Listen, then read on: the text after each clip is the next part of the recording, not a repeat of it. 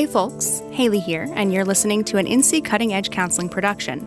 NCCEC is a trauma therapy practice based in North Carolina. Learn more at nccec.com.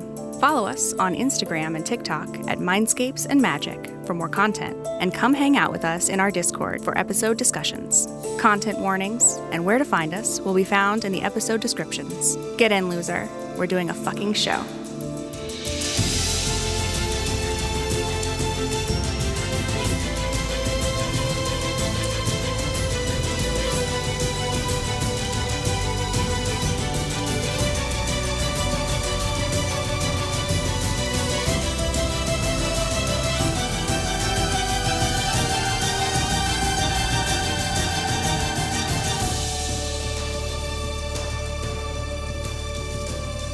Tiny bubbles. Tiny bubbles.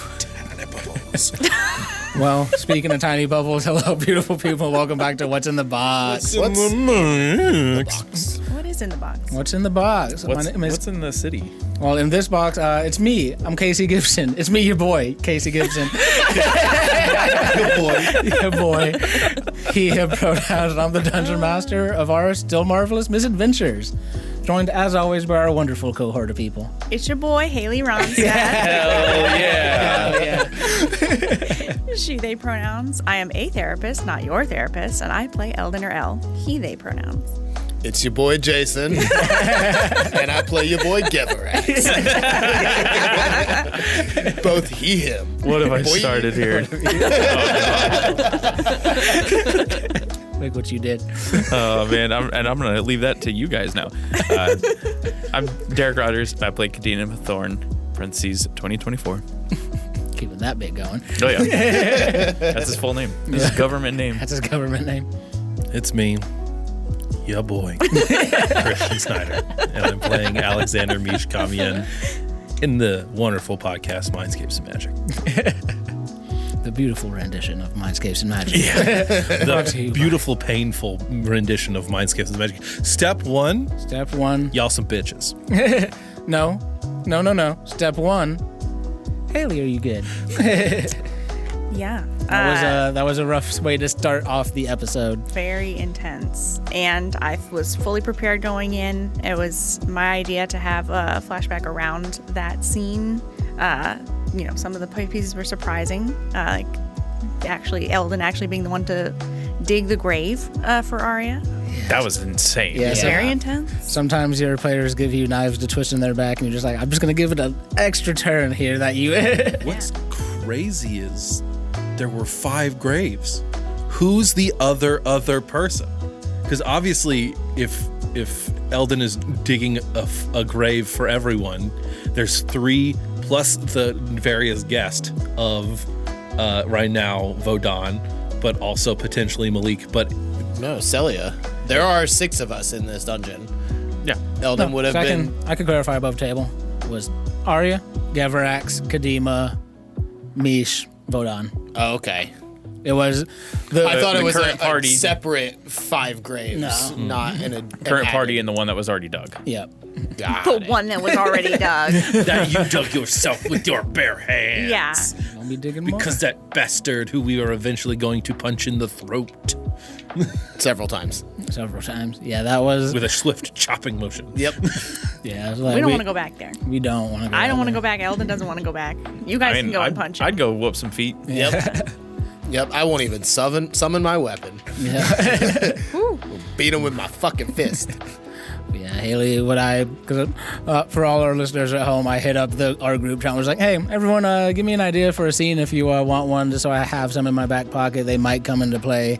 And then Haley texted me last night or the night before. It was just like, hey, last night it was like, hey, I want the flashback to be this. And I was like, oh, so we're going for pain. All right, cool. And then... Yep. And I mean, still going in fully prepared, still being, way more comfortable with Haley after we've been doing this podcast for a year and a fucking half now. Still not fun for me to play out. Like, it's such a rough mindset to be in, but... Yeah, how are you doing playing that? Yeah. It's not fun. It's not because this is like, it's always with that thing when you're a dungeon master, like you guys have DM'd before, like, it's like, villain, I have to think like a villain. It's like, this puts me in a worrying mindset. Like, how does it's like it's one of those things where it's like, how easily does this come to me, and how concerned should I be about that? And that's And should I talk to my therapist? Yes. Not this therapist. Get into the mic. Get into the mic. Sorry. Should I talk to my therapist, but not this therapist? Yeah, it's just like, I don't like that I did that. It's like, obviously I'm doing it in the guise of another character, but I'm like, it's still me saying those words to my dear friend at the table. Yeah. So that's never a fun place to be, but obviously, we collaborate, we talk about it, we do our check-ins. We stop, collaborate, and listen. And Yes. listen. Yeah, always. Yeah, that's well, and it's also one thing to step into the shoes of a villain in a D&D campaign versus an abusive father Yeah, that in a shitty household. Like that's two very different Yeah. things. One is fantasy, and one is like so close to home. One of the greatest things about any form of TTRPGs is the ability to pretend and practice becoming the person that you would be in those situations. It's a good way to be like, hey, how would you react? Or what is a possibility? Start building up the confidence of those actions of being heroes and trying and attempting to create a better world. Or you can play villains. It's up to you. It's up to you, the listener at home. How was it for everybody else to hear that scene? That was tough. I was sitting here like, the fuck is going on over there? Excuse me? This is a little too formal. And then we get to my least favorite part about all of this. A position of authority saying, hey, go kill this thing that was a mistake or a betrayal of the gods themselves. I'm like, what does that even mean? I think one of the things that like I've always had an issue with, and it's never something that I didn't grow up this way, but I've always had an issue with, is the like parent-child dynamic where the child calls the parent sir. Like there's something about that in Eldon, like, yes sir, like this kind of thing that was like, oh, like that can tell you so much about the relationship if a child calls their parents sir.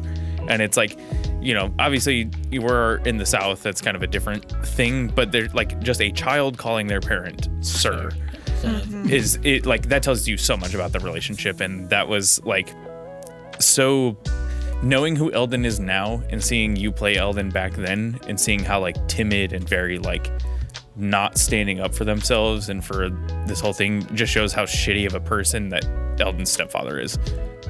That's fucking crazy. Yeah. Yeah, I mean, it was rough, but it makes me determined to and excited to be able to do something about it in this campaign. I hope. Like that's I try to push forward with it, get to that spot where maybe we can fucking handle this. And I don't even know if it'll be cathartic for Eldon to be the one to like go and handle it. I also don't know if it like, what if it handles itself and we were to go back there and like he just died of old age? Like, you know what I mean? Like there could be like, I don't know if Eldon going and solving it is the same as like Zelda going back home and solving it. Yeah. You know what I mean? agree. Yeah. Don't worry. I'll kill all of your parents. You can't say that with your hat over your eyes. You fucking. I'm Batman.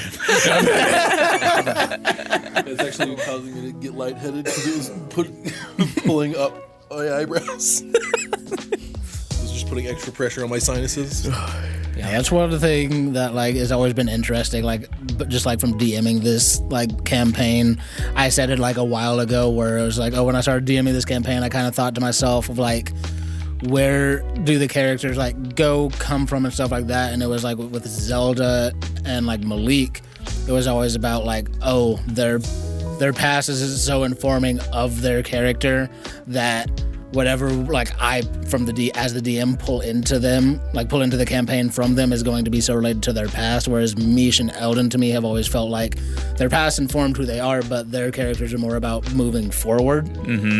And so that's a fun like push and pull between like Haley and me and like Eldon as the character, because I'm always going to be, as the DM, I'm going to be like, hey, this is going on with your family. Just letting you know. Still things happening there. And Eldon will continue to be like, cool, fuck them. I'm not going back. And I'm like, cool, I'm going to keep putting more plot relevant things here. But on the flip side of that, if you were to have this same scene with Mish, Mish is very much so like, well, it happened. I don't care that you're showing it to me again. I've already, like, it happened.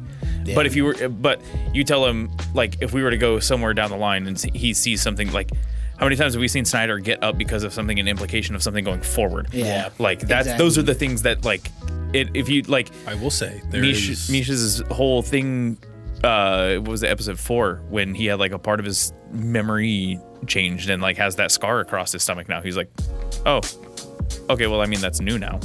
Okay. Yeah. But it happened. Yeah. It's just very different approaches to how their past is And brought even up. to, like, because you said something that I wanted to just follow up on really quick. The dream that, like, the initial dream, that was all Eldon because of just the circumstances of everything happening going on. But when Eldon had that dream, or Echelon was just like, oh, cool, you left the door open for me. I wanted to talk to you anyway. It was...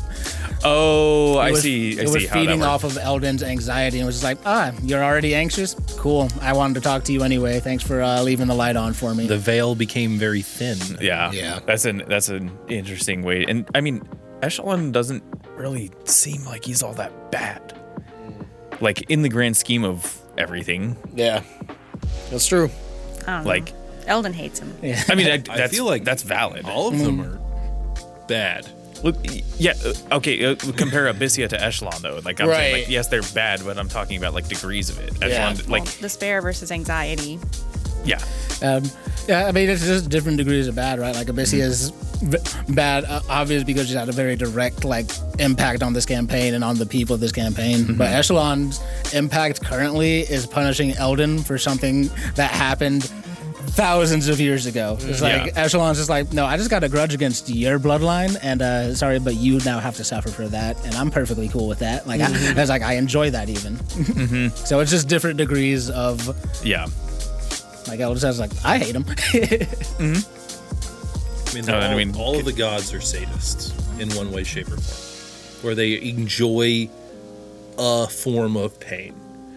Where Abyssia's is despair, so they thrive on the hopelessness and like the just giving up nature of things, whereas Echelon's like, ooh, anxiety, so you're like really, really anxious, so you're like, I'm going to put them in a position where they're more likely to be stressed, so they're feeding off, the Echelon's feeding off of that stress, and Tenebrous' mercurial nature is a little more, but I'll figure it out. I mean, he definitely ordered an assassination on a bunch of fucking people. He ain't good.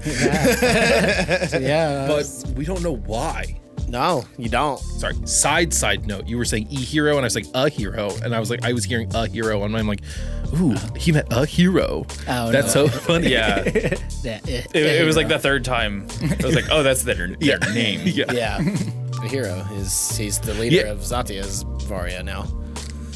But yeah, we can. How's Jason feeling? Yeah. I'm good. It's the same thing. I gave you some ideas, and wasn't everything I expected, and that made it so much better. But yeah, no, I mean, I'm fine. I'm good. Eldon's scene really kind of ticked me off, but I'm fine. What's that like? Like, expand on that. Well, I mean, just listening to it, right? Like, it's hard to hear a child going through that. And, I didn't really have any physically abusive upbringing, but I did have some mental and verbal and emotional abusive issues. And so, just hearing that verbal and kind of put down and like, it's like the belittling. Yeah. The manipulation, the control, like the sir thing. And, I'd never called my parents sir or ma'am or anything like that, but like, it stems from the same thing, right? Yeah. It's that control, it's that oppressive. And it almost felt like, I don't know how to deal with this, so I'm making it your fault. And I can blame you now, and that's how I'm dealing with this thing that happened. Mm-hmm. Yeah. And it's very avoidant and projecting. Yeah. And I mean, that part of my life has been gone for over or almost half of it. So I'm well past it, but it's still, it's hard. You hear even a portrayal of a child going through something like that. It's like, that guy doesn't deserve to live. How old was Eldon in that scene? Eldon was like early teens by that point. Still, Yeah. I mean, yeah, it's terrible. Yep. Absolutely terrible. Yeah. All I'm gonna say is that stepdad was real lucky, and Eldon didn't come into some more of their powers because that hex bleed would have been real bad. Well, I'm curious. Stubbed a toe and died from it. I'm curious how Gev's feeling about, or like, now that we know about this scene, but like, was ordered to do this hit, and then was then taken over. See, and that's the thing that I'm not sure on, and I don't know if we can or will expand on this now. He has been in fugue states without, like, he doesn't think he was directly taken over. He feels like he was more removed, put on autopilot. And it's come up in the past, and whether or not this is true, this is what Ghevarax believes, that the nature of their deal is different. Like, Tenebris can't directly take him over, can directly remove his conscious, like, awareness. Or remove the memory of doing it so that it seems like he's taking over. Yeah. Yeah. It's, and that's how Gev's always felt about it. Because he doesn't ever, like he's even said in that scene, like, he would have done it. Like, he was going to do it. And he doesn't ever feel like he was forced to do something that he wouldn't have done. Not like physically forced. It almost sounded like he was upset that he didn't get to do it. He was. He was like, I would have done it, man. Like, and that, the reasoning is because he wanted to feel. Every life that was taken, he wanted to know. He wanted to feel it. He wanted to he wanted to remember it. Not to revel in it, but somebody's got to remember these deaths, right? And it stems from something that happened before that, and we'll maybe explore that later. But it's not the first time he's been ordered to kill, and it won't be the last. No, it wasn't. He was just ordered to kill again. And I can expand on that too, just with like how Tenebris works is. Memories are so important to who you are as a person. So for Tenebris, it's just like, oh yeah, I know you would have done it and you did do it, but you not remembering it is just a little piece of yourself that you're missing, and that's mine now. In the same way that Abyssia has to feed off of Abyssia feeds off of despair, Echelon feeds off of anxiety, Tenebris feeds off of your sense of self, and removing something that Ghevarax would have wanted to remember, would have wanted to help shape him going forward. Tenebris is like, thanks. Yeah. I feel like Tenebris is, of the three that we've explored, is the most like actually feeding on it. Like, it's like Abyssia revels in despair, and Echelon utilizes the anxiety, but like Tenebris takes parts of you and consumes them for himself. There's reasons for that, but we'll have to get into those later. I hate that. I hate every single sentence of that. Planting seeds. Yeah, how do the two of you guys feel, Kadima and Mish, about the two of us being told to kill this thing from the gods? Well, we'll see how things go. I have opinions. But I'd rather about them. But I'd rather they not be informed in-game decisions out of game. I'd much rather have them show up as time progresses. And we could talk about them afterwards. Maybe not. Okay, keep your secrets. Keep your secrets. I know what I'm feeling, but I'd rather air it after this arc continues, because I wouldn't want anything that I'm feeling right now to the word I'm looking for is influence in a way that would be, whether it's conscious or unconscious, the decision making of your character, because I'd much rather it be, if it's going to be a conflict or not, I'd much rather it be at the point of conflict instead of you prepping for it and then forcing something that may or may not happen. Fair. Yeah. I think Kadima, like I said before, we're going to kill this thing. regardless of what the gods want.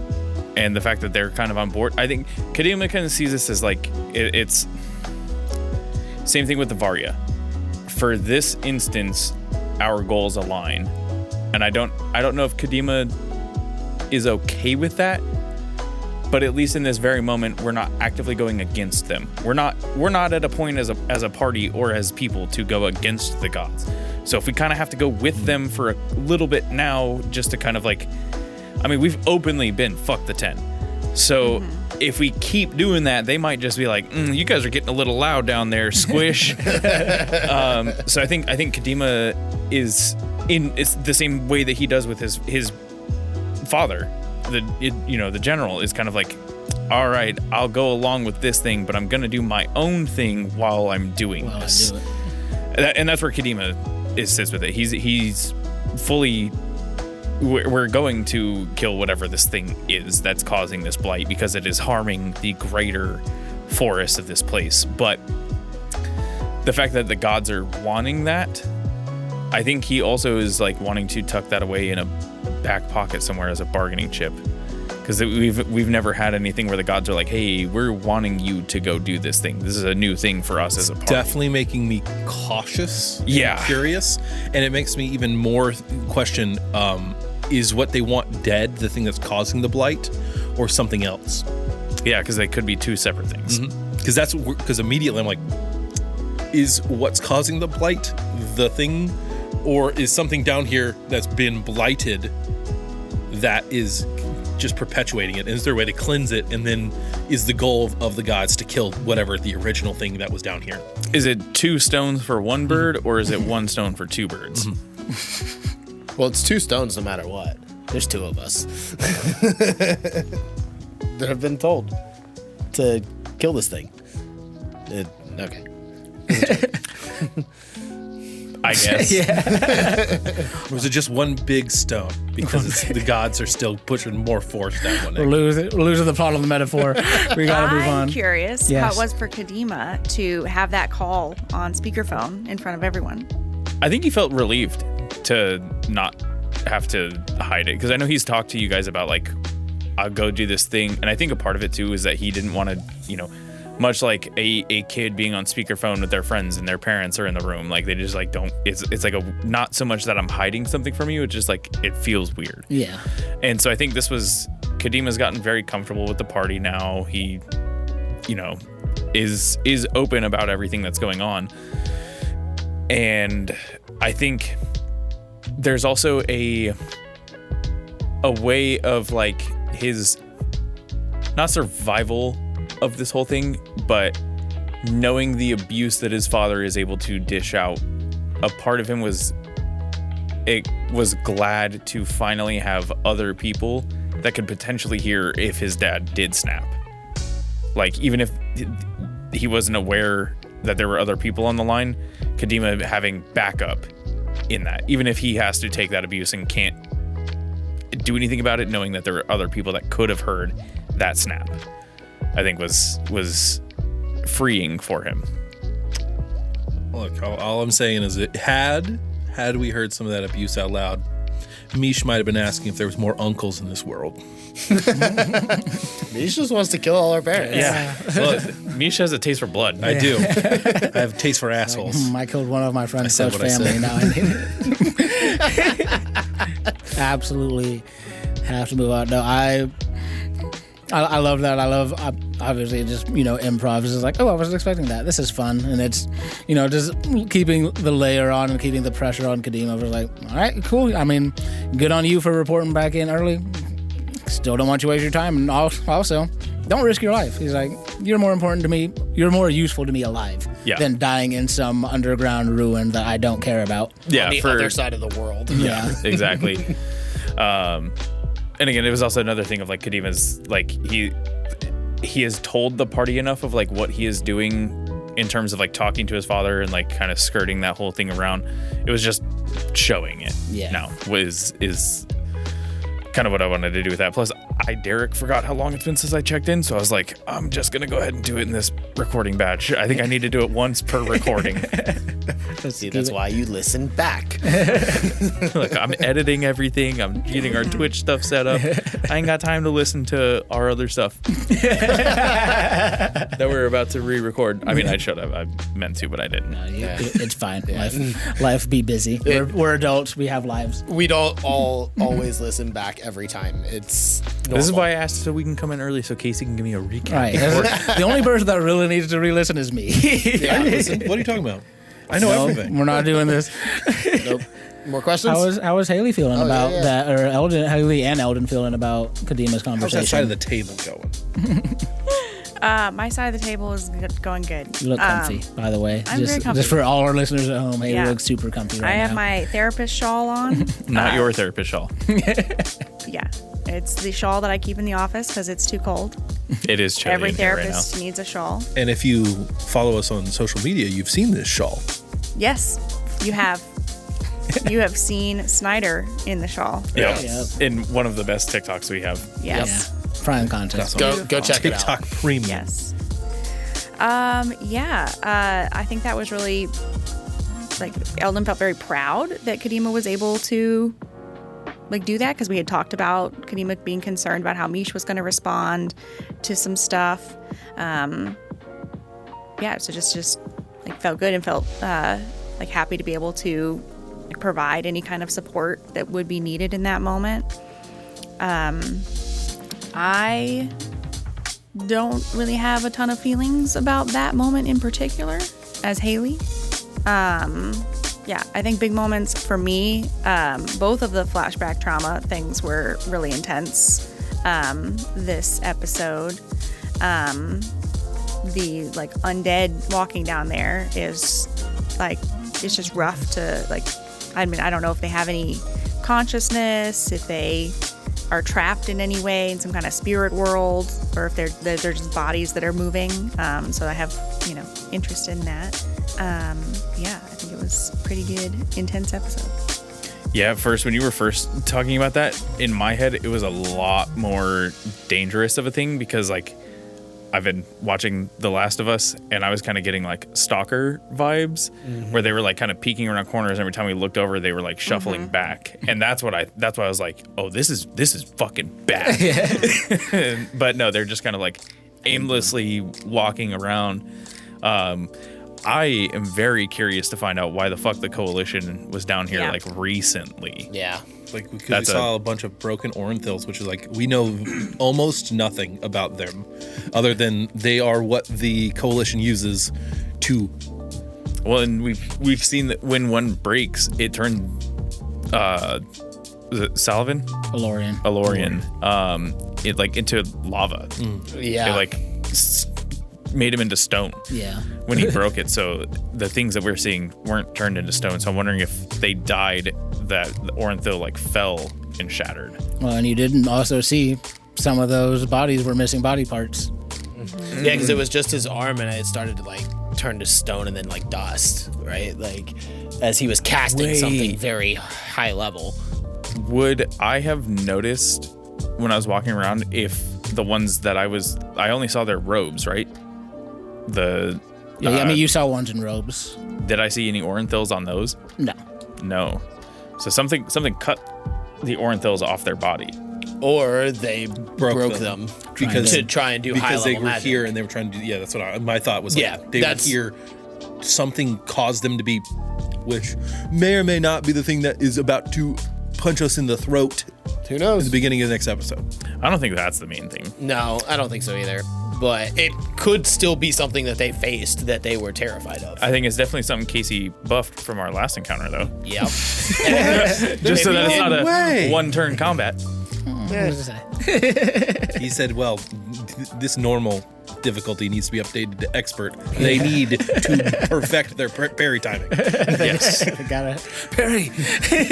Yeah, I think they broke them on purpose, just like Alorian did. I think the Orenthils dampen their high level magics, even though they know it, they've learned it. But that's how the Coalition keeps their mages in check. They give them this thing. They tell them to wear it with pride, and all the while, it's whether they know it or not. Or if it's in case of emergency, break this. Yeah, and Like, they don't break really know. Maybe they do, or maybe they don't. But I would think that they don't know exactly what that means. Don't worry. When one of us dies, that person can just come back as a coalition mage. Casey will have to tell them everything. This is how you get your DM to tell you lore about the world: is you Die. you die, You die. and then you come back as something like, oh, that place is cool. Wait, I got a character coming from there. Kadima, Alvarez, Yeah. the group that was coming in from the coalition stuff. Yep. That wasn't the full reason, but Yeah, that's a thought I've had. Not even like to like you guys dying and making new characters, but even just like it'd be really fun to like find a reason for them to have to travel with like a cleric, like like we had Malik obviously, but like a cleric that's devoted to their god, or a coalition mage or something like that. Like we had Serafina, but she didn't last very long. We have her book still. And We'll have her book. And it's funny because Ghevarax is like that one step closer than Malik was. Yeah. Where like, yeah, he's fuck the 10, but he's like, I mean, hey, my God asked me to do something. This is our deal. I'm gonna do it pretty much every time, unless it's something real bad. And it hasn't been in his mind anything that's been beyond what he feels is not reasonable, but is something that he's willing to do to keep this pack going, to do what he wants to do. And so he's that one step closer on like, yeah, he doesn't worship, he's not devoted to, but he's got that extra connection that Malik resented and that Eldon just doesn't really have, right? Like it's not a give and take, and it's not a devotion. It's kind of just, It's a curse. yeah.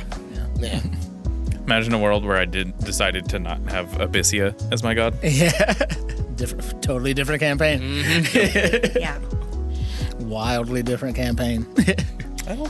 I think it would just any choice would have caused it to be a wildly different campaign. I mean, that's the beauty of the game. But just in a world where Malik's not tied to Abyssia, where you guys lose the box.